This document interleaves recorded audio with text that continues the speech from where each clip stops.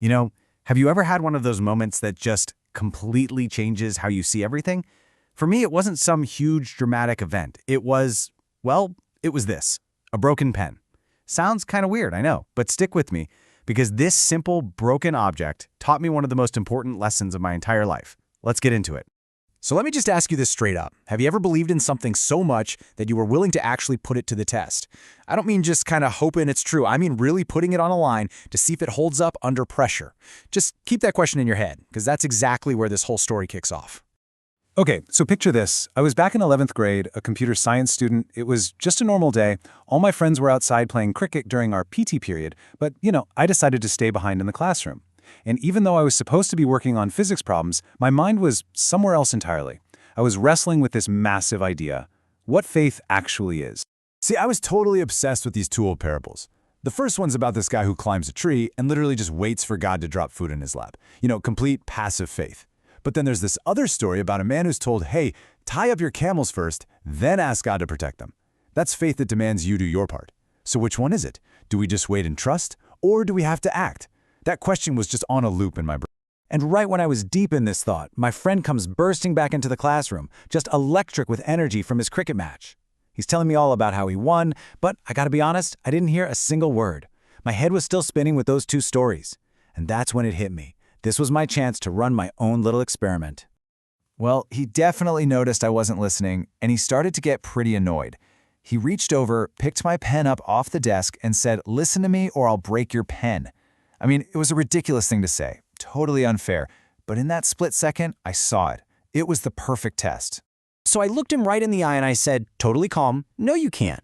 And while he was still holding it, I told him, "I put this pen under the Lord's protection."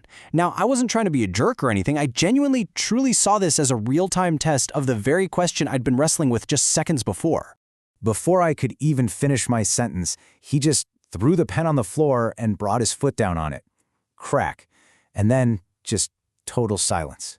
He looked at me, his face was just pure shock, asking me why I would say something like that. But it was way too late.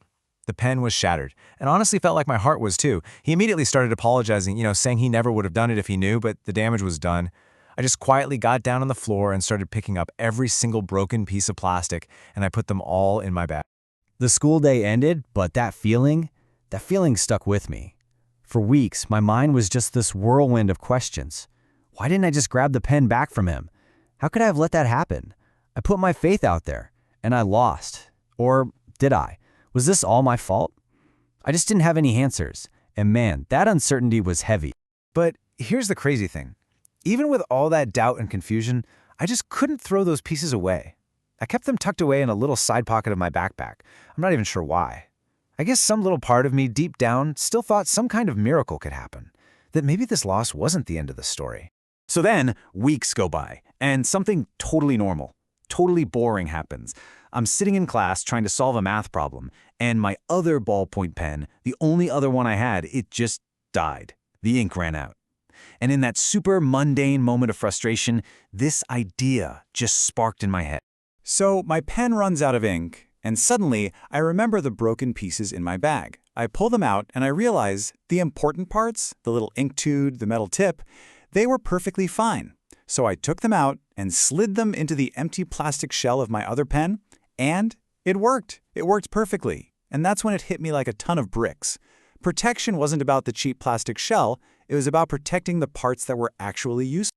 And just like that, all those questions that had been haunting me, they just vanished. And in their place was this incredible feeling of peace, of understanding.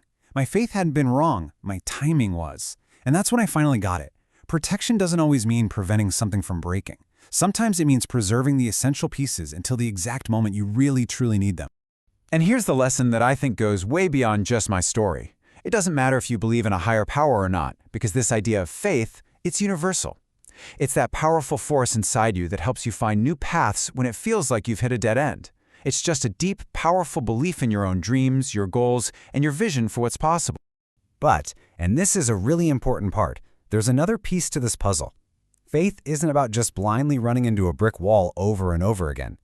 Real faith, real belief in yourself and your path, also means having the wisdom to know when something just isn't working, when it's time to let go and point all of that amazing energy towards something new. So I guess I'll just leave you with this question to think about. What are the broken pieces in your life right now?